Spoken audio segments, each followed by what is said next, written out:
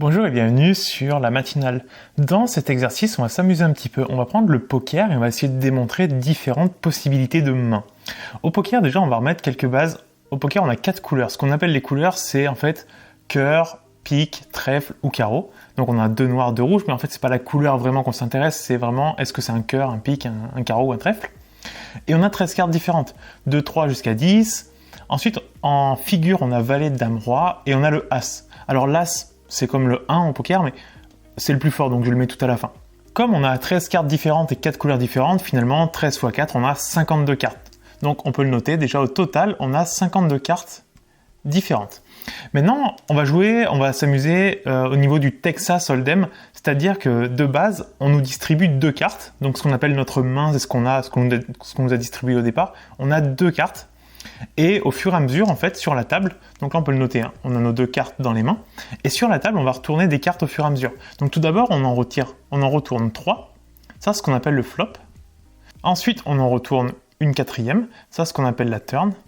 Et pour finir, on en a une dernière qu'on appelle la river. Voilà les différentes étapes. On commence par distribuer les cartes, donc pour l'instant, rien n'est sur la table. Ensuite, on va retourner 3 cartes qui sont sur la table, puis une. Voilà comment se déroule une partie de poker. Maintenant, ce qu'on va essayer de faire tout d'abord, c'est de dénombrer combien est-ce que nous, au départ, on peut avoir de mains différentes. C'est-à-dire, par exemple, avoir un 2 de cœur avec un 3 de pique. Ça, c'est une main.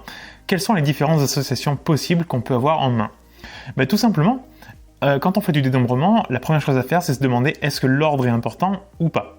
C'est-à-dire, est-ce que par exemple, avoir un 2 de cœur et un 3 de pique, c'est différent d'avoir un 3 de pique avec un 2 de cœur. Non, on a les 2 cartes. Alors qu'on échange de la gauche à la droite ou de la droite à la gauche, on a les mêmes choses en main, l'ordre n'est pas important. Donc déjà, on peut dire que l'ordre n'est pas important. Et c'est super important de déterminer si l'ordre compte ou pas, parce que si l'ordre compte, on fait des arrangements et on a une formule particulière. Si l'ordre ne compte pas, on fait des combinaisons et on a aussi une formule particulière. Donc ici, on va faire des combinaisons. Quand on fait des combinaisons, on va utiliser le coefficient binomial, c'est-à-dire lorsqu'on veut sélectionner k éléments parmi n éléments, le coefficient binomial, c'est kn, ça s'écrit comme ça, et ça c'est égal à n factoriel sur k factoriel n moins k factoriel. Le factoriel, c'est la multiplication de tous les entiers jusqu'à notre valeur. Par exemple, 5 factoriel, c'est 1 fois 2, etc. jusqu'à 5. Donc 1 fois 2 fois 3 fois 4 fois 5. Voilà ce que c'est un factoriel. Maintenant, nous, ce qu'on voudrait déterminer, c'est le nombre total de mains. Alors les mains, c'est les 2 cartes qu'on a nous en main. On a combien de combinaisons possibles différentes? L'ordre n'est pas important, donc on fait une combinaison. Et nous, ce qu'on a, c'est 2 cartes parmi 52. Et ça, on va calculer. On va le faire à la main. On peut le faire à calculer, ça va beaucoup plus vite, mais à la main, c'est intéressant aussi de comprendre comment on calcule le coefficient binomial. On a le grand factoriel. Donc on a le 52 factoriel en haut. En dessous, on a le petit factoriel, le k, donc ça fait 2 factoriel, multiplié par le grand moins le petit factoriel, donc 52 moins 2 factoriel. Et là, il y a quelque chose d'intéressant, c'est que 52 moins 2, ça fait 50. Autrement dit, en haut, pour aller jusqu'à 52, on fait 1 fois 2 fois 3, fois 50, fois 51, fois 52. Mais comme là, on a le 50 factoriel, là, on fait aussi de 1 fois 2 fois 3 jusqu'à 50. Donc en fait, les fois jusqu'à 50, on va les supprimer entre le 52 factoriel et le 50 factoriel. Donc le 52 factoriel, il va nous rester que 51 fois 52. Le 50 factoriel a complètement disparu, on l'a simplifié avec le numérateur.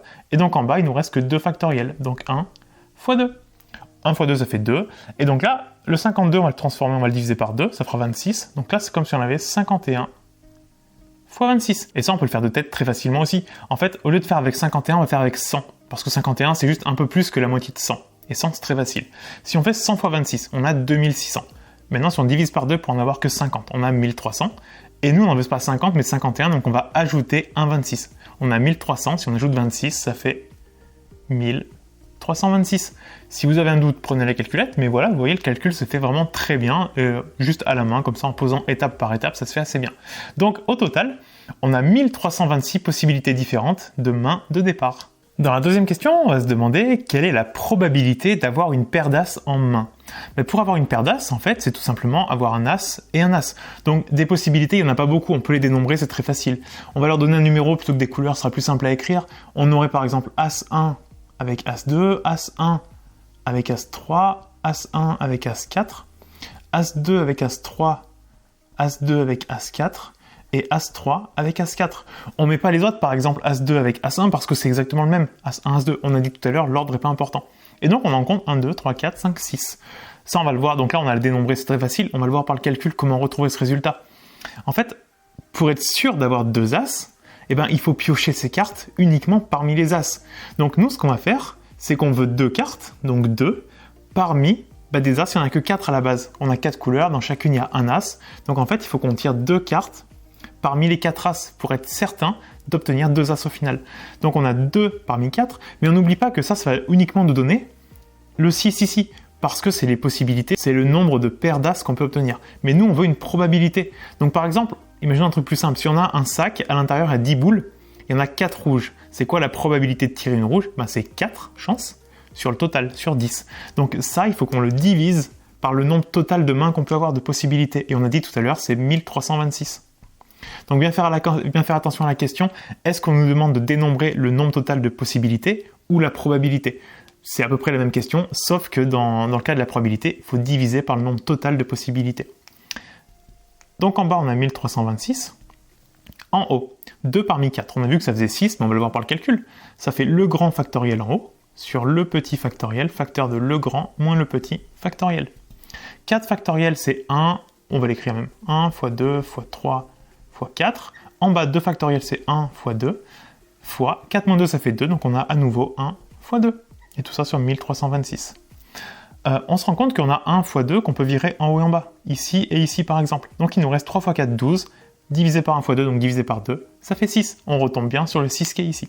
Donc on a nos 6 possibilités, mais attention, divisé par 1326. Et là on va voir à la calculette combien ça vaut.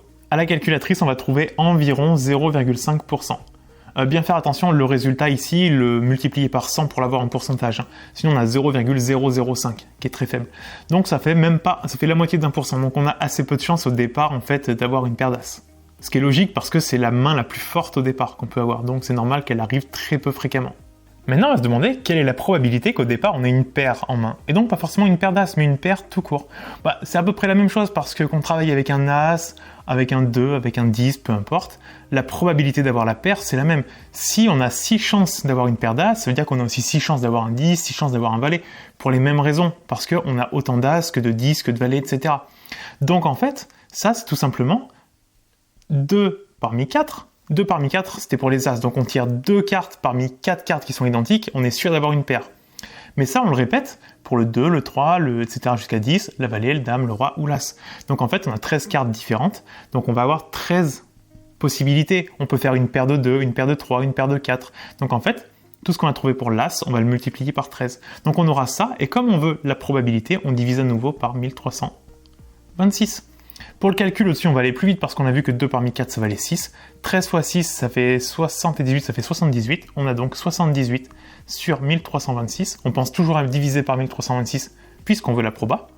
Et ça, on va voir la calculette, combien on trouve. On va trouver environ 6,3%.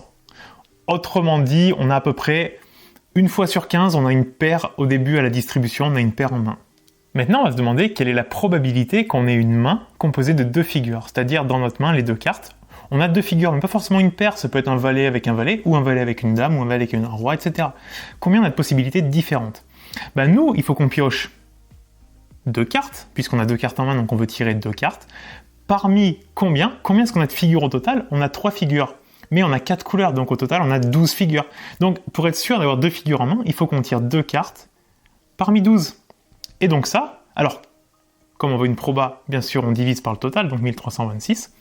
2 parmi 12, ça nous fait 12 factoriel, divisé par 2 factoriel, 12 moins 2 factoriel. Et tout ça sur 1326. Alors, 12 factoriel, 12 moins 2, ça fait 10. Donc au final, le 12 et le 10, ils vont se simplifier un petit peu. Il va nous rester juste 11 fois 12 en haut. Et en bas, le 10 factoriel a disparu, il nous reste 2 factoriel. Autrement dit, 1 fois 2 qui fait 2. Le 12, on va le simplifier avec le 2, ça fait 6. 6 fois 11, ça fait 66. On a donc 66 sur 1326 c'est notre probabilité en fait d'avoir 2 figures en main. Ça, on va voir la calculette combien est-ce qu'on trouve. Et donc finalement, on va obtenir 5,3%. Donc autrement dit, à peu près une fois sur 20, on aura 2 figures en main lors de la distribution. Maintenant, on va essayer de calculer le nombre de mains total sans as. C'est-à-dire, dans nos deux cartes, on veut aucun as. Là, on veut plus une proba, on veut le nombre, donc on va pas diviser par 1326. On fera juste que le numérateur. Pour être sûr de ne pas avoir d'as, il faut qu'à la base, sur les 52 cartes, on vire les 4 as. Donc en fait, pour avoir une main composée de 2 cartes, il faut qu'on tire 2 cartes parmi 48. On a supprimé les 4 as, donc on est sûr de ne pas en avoir. Alors ça nous vaut donc 48 factoriel sur 2 factoriel. 48 moins 2, ça fait 46, donc 46 factoriel. 46 factoriel et 48, on va en supprimer pas mal parce que dans le 48, il y a le 46 fois 47 fois 48 pour aller jusqu'à 48. Donc là, on a 47 fois 48 et en bas, 1 fois 2, il nous reste 2. Le 48, on peut le simplifier avec le 2, ça fait 24. On a 47 fois 24. Là, on pourrait le faire assez facilement, peut-être de tête, parce qu'en fait, 24, c'est quasiment 25, qui est un quart de 100. Donc on peut faire 47 fois 100, ça fait 4700. Si on divise par 2, ça fait 2350. Si on divise à nouveau par 2, ça fait 1175. Donc là, on est à fois 25, on est à 1175. Sauf qu'on en voulait 24, donc on enlève 47. 75 moins 47, ça fait 28. Donc a priori, ça fait 1128 possibilités. Maintenant, on va se demander combien est-ce qu'il y a de mains de même couleur, c'est-à-dire obtenir par exemple 2 cœurs, 2 piques, 2 trèfles ou 2 carreaux. On va le faire par exemple uniquement sur les cœurs pour commencer. Pour être sûr d'obtenir 2 cœurs, il faut qu'on pioche 2 cartes. Alors qu'on pioche, non, on ne va pas les sélectionner nous-mêmes, mais on nous distribue. Il faut qu'on nous distribue 2 cartes parmi 13, puisque pour chaque couleur, on a 13 cartes. Le 2, 3, etc. jusqu'à 10, l'as et les figures. Donc si on nous distribue 2 cartes parmi les 13 cœurs, on est sûr d'avoir que des cœurs. Sauf que ça nous donne que pour les cœurs. On a 4 couleurs différentes, donc on va tout simplement multiplier par 4. Et comme ça, on aura le nombre total de mains d'une même couleur, que ce soit pour des cœurs, des piques, des trèfles ou des carreaux. Alors ça nous fait donc 4 fois 13 factoriel sur 2 factoriel 11 factoriel. Alors ça fait 4 fois. Le 13 et le 11, ils se simplifient pas mal, il nous reste 12 fois 13 en haut, et en bas on a le 2. Le 4, on peut le simplifier avec le 2, ça fait donc 2 devant. 2 fois 12 fois 13, bon je l'ai mis à l'envers, mais c'est pareil. 2 fois 12, ça fait 24, on a donc 24 fois 13. Alors 24 fois 10, ça fait 240. 3 fois 24, ça fait 72. 72, 240, ça fait 312. Autrement dit, on a 312 mains différentes qui seront d'une même couleur à la base. Sur les 1300, ça fait à peu près un quart, un tout petit peu moins. Autrement dit, on n'a pas loin de 25%, d'une chance sur 4, d'avoir 2 cartes de même couleur en main dès le départ. Maintenant, on va se demander combien est-ce qu'il y a de possibilités différentes de tirage à la turn et la river. On se souvient qu'à la base, on a 2 cartes en main. Après, on a le flop où on retourne 3 cartes. Donc là, on va l'appeler F pour flop. Puis là, on a la turn. Et là, on a la river. Donc turn et river. Ça veut dire que lorsqu'on arrive à la turn et à la river, on connaît déjà nos 2 cartes de départ et 3 cartes ici. Et il faut qu'on en retourne 2. Donc autrement dit, le nombre total de tirage, on va avoir besoin de 2 cartes retournées. Parmi, combien est-ce qu'il en reste? Eh bien, on en connaît 2 et 3, donc on en connaît 5. À la base, il y en a 52, donc il en reste 47. Donc c'est 2 parmi 47. Ça fait donc 47 factoriel sur 2 factoriel 45 factoriel. Bon, comme d'habitude, 47, 45 se simplifie pas mal. Il nous reste 46 fois 47 sur 2, ce qui fait 23 fois 47. Et là, on va demander direct à la calculette combien ça vaut. Et donc, à la calculatrice, finalement, on va trouver 1081 possibilités. Alors maintenant, on va faire un truc un peu différent. On connaît notre main de départ. On sait qu'en main, on a une dame de cœur et un 7 de pique. Et on va se demander quelle est la probabilité qu'à la fin de la partie, donc une fois qu'on a retourné le flop, la turn et la river, est-ce qu'on ait au moins une paire avec une carte de départ? C'est-à-dire qu'on a au moins une dame qui a été retournée entre le flop, la turn et la river, ou un 7. Quelle est la probabilité? Alors, comme on veut une proba, on va diviser par le nombre total de probabilités. Déjà, on va le calculer parce que c'est peut-être le plus simple. On connaît 2 cartes, ça veut dire qu'il y en a 50 inconnus. Au flop, à la turn et à la river, il y a 3 cartes, plus une. Ça veut dire qu'on va en retourner 5. Donc, au total, on aura 5 cartes parmi 50. Puisqu'on en connaît déjà 2, donc il ne reste plus que 50 inconnus, on va en retourner 5. Voilà le nombre total qu'on aura en divisé en bas, le nombre total de possibilités qui nous reste. Maintenant, on va compter. Pour avoir au moins une paire avec une carte, alors c'est comme en probabilité. Lorsque dans la phrase, on a du au moins, ça veut dire en avoir 1, 2, 3, etc. Bon, ici, on pourrait en avoir que 2 au maximum. Mais lorsqu'on a le au moins, pensez à l'événement contraire. Parce que avoir au moins 1, c'est le contraire de n'avoir aucun. Et c'est beaucoup plus facile de ne calculer aucun que calculer même juste 1 ou 2. Donc ici, ce qu'on va faire du 1 moins, le contraire. Parce que le contraire de A, qu'on note A bar, c'est 1 moins A. C'est comme ça qu'on note le contraire. Le 1 c'est pour le 100%, si on prend 100% des trucs et qu'on vire tous ceux qui sont A, il nous reste que le contraire de A, il nous reste que ceux qui sont pas A, donc A bar. Donc là ce qu'on va faire, c'est qu'on va faire 1, moins, et donc on va compter combien est-ce qu'il y a de possibilités pour qu'on ait aucune paire avec une carte de notre main à la fin. Et bien tout simplement, pour être sûr de ne pas avoir de paire avec une carte de notre main, ça veut dire qu'il ne faut pas retourner de dames. Donc il en reste 3 des dames, donc il faut les exclure. Donc sur les 50 cartes qui restent, puisqu'on en connaît 2, on en a 50, on vire les 3 dames, il n'y en a plus que 47. Mais il faut qu'on vire aussi les 3 7 pour ne pas avoir de paire avec le 7. Et donc 47, si on enlève 3, il en reste 44. Donc nous, ce qu'on va faire, c'est retourner 5 cartes parmi 44. Et en faisant ça, on est sûr ici de ne pas avoir de paire avec une main de départ. Et en prenant le contraire, on est sûr d'en avoir au moins une. Et ça, on va voir la calculette. Combien ça vaut, ça ira plus vite que de faire le calcul à la main. Et ça, on va trouver environ 48,7%.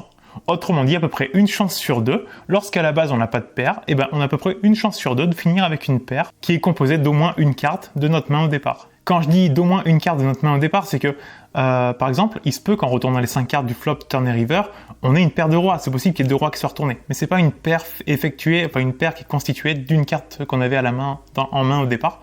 Donc dans cet énoncé-là, ça compte pas comme une paire vraiment. Maintenant, on va se demander, on a toujours la même main de départ, dame de cœur et 7 de pique, quelle est la probabilité qu'à la fin de la river, on se retrouve avec une double paire composée des cartes de départ. Ça veut dire qu'il faut qu'on fasse une paire avec la dame et une paire avec le 7.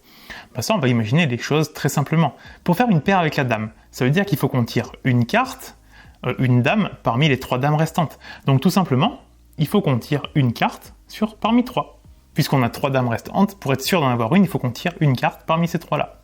Ensuite, il faut qu'on tire une carte parmi les 7, les 3 7 qui restent, donc 1 parmi 3. Et on se souvient qu'entre le flop, la turn et la river, on va retourner 5 cartes au total.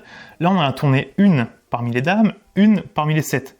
Donc, il en manque 3 encore à retourner. Donc là, il faut qu'on rajoute 3 cartes parmi combien? Alors, en fait, là, on a retiré une dame de plus, un 7 de plus, mais globalement, il ne faut plus qu'on tire de dame ou de 7, parce que sinon on n'a plus une paire, on a un brelan, lorsqu'on a 3 cartes identiques. Donc là, il ne faut plus qu'on tire de dame ou plus de 7, ça veut dire qu'on va virer toutes les dames et tous les 7. À la base, on a nos 52 cartes, on a déjà enlevé le 2 de la main, donc il en reste 50. Là, on en a tiré 2 de plus, donc il n'y en a plus que 48, mais il reste encore 2 dames, parce qu'on a tiré que 2 dames, et 2 7, parce qu'on a tiré que 2 7. Donc on est à 48, il faut qu'on enlève les 2 dames, donc 46, et les 2 7, donc 44. Parce que si on tire un 7 ou une dame en plus, on se retrouve avec un brelan et c'est plus une paire. Et on divise le tout bien sûr par 5 parmi 50, pour les mêmes raisons que tout à l'heure, on veut la probabilité. On a 5 cartes à tirer sur 50 cartes différentes en fait, entre le flop, turn et river. Donc ça c'est la même chose que tout à l'heure. Et là on va voir la calculette, combien est-ce qu'on trouve. Et donc on va trouver finalement 5,6%. Autrement dit, lorsqu'à la base on a une main qui ressemble pas à grand chose, il n'y a rien en commun entre dame et 7, même pas la couleur, on a à peu près une chance sur 20, donc c'est pas très fréquent mais c'est pas si rare non plus, de finir avec une double paire lorsqu'on a retourné toutes les cartes au milieu. Maintenant voilà une autre situation. En main à la base on a un as de carreau et un roi de pique. Le flop est connu, on sait qu'on a un as de pique, un 4 de cœur et un 7 de carreau. La question qu'on va se demander, c'est combien est-ce qu'il y a de tirages restants possibles? Autrement dit, en retournant la turn et la river, combien est-ce qu'on a de possibilités? Si on connaît 2 cartes là, plus 3 ici, on en connaît 5. On en a 52 à la base, donc il en reste plus que 47 inconnus. Donc là, on aura du parmi 47. On va tirer quelque chose parmi 47. Et puis, il en reste plus que 2 à tirer la turn et la river. Donc là, on va tirer 2 cartes parmi 47. Et ça, on va trouver 2162 possibilités différentes restantes. Maintenant, toujours dans la même situation, donc quand on connaît notre main et le flop, on va se demander quelle est la probabilité de finir avec un carré d'as. Un carré, c'est-à-dire 4 fois la même carte. Donc il faut avoir 4 as au final. On en a déjà 2, ça veut dire que forcément turn et river, ce sont des as. Des as, combien est-ce qu'il en reste? On en a déjà 2 de moins, on sait que par différentes cartes, on en a 4 en tout. Donc si on a 2 de moins, il ne reste plus que 2. Et on veut tirer 2 cartes, donc forcément il faut qu'on tire 2 as parmi 2 as, il n'y en a plus que 2. Donc on aura 2 parmi 2, et comme on fait la proba, on n'oublie pas de diviser par le nombre total de possibilités, donc 2162. Et ça, on va voir la calculette, combien est-ce qu'on trouve? Finalement, on va trouver 0,046%, autrement dit, quasiment jamais. Et c'est logique, parce que lorsqu'on a un carré, on est quasiment sûr de gagner en fait. Maintenant, on va se demander quelle est la probabilité qu'on finisse avec un full aux as par les rois. Alors un full aux as par les rois, ça veut dire qu'on a un brelan d'as, donc 3 as, et une paire de rois, donc 2 rois. Ici, pour avoir un brelan d'as, ça veut dire qu'il nous manque un as. Alors soit ici, peu importe. Et il nous manque un roi, puisqu'on a déjà un roi. Donc, quelle est la probabilité de tirer un as? la probabilité, non, quel est le nombre de possibilités de tirer un as? Il nous reste 2 as, on en veut un, donc il faut qu'on tire un parmi 2. Là, en faisant ça, on a tiré notre as, et il nous manque aussi un roi, puisqu'on a déjà un. Quelle est la probabilité, le nombre de possibilités de tirer un roi? Il nous reste 3 rois, puisqu'on a seulement un roi en main, donc parmi 3 rois restants, il faut qu'on en tire un. Là, on a toutes les possibilités qui nous donnent un as, un roi, donc un full. Comme on veut la proba, on divise le tout par 2162, le nombre total de possibilités. Et puis on va voir la calculette combien on trouve. Et finalement, ça va nous donner environ 0,28%. Donc pas souvent non plus, mais quand même beaucoup plus souvent que d'avoir un carré d'as au final. Pour finir, on va prendre une situation un tout petit peu différente. On fait les distributions, donc on a 2 cartes en main, on a le flop, la turn et la river, tout est retourné. On connaît pas nos cartes, on connaît pas le flop, on connaît rien. On fait tapis direct, c'est-à-dire qu'on met tout notre argent sur la table et on retourne les cartes. Toutes les cartes d'un coup.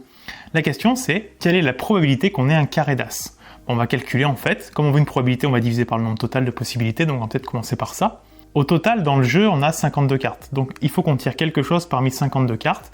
Et on en a 2 en main, plus 5 entre le flop, turn, river, donc il faut qu'on tire 7 cartes. Donc voilà le nombre total de possibilités. Maintenant, pour avoir un carré d'as, il faut forcément qu'on arrive à tirer 4 as. Un carré, c'est 4 fois la même carte.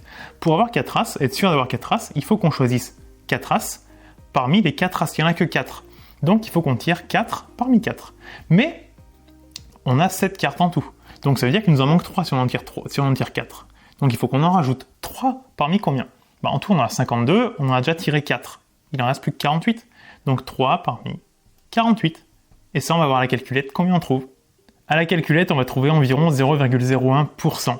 Autrement dit, lorsqu'on fait tapis comme ça sans rien connaître, à peu près une fois sur 10 000, on aura un carré d'as. Et donc, si on ne se contente pas uniquement des as, mais qu'on peut faire un carré de n'importe quoi, on va juste multiplier le résultat par 13.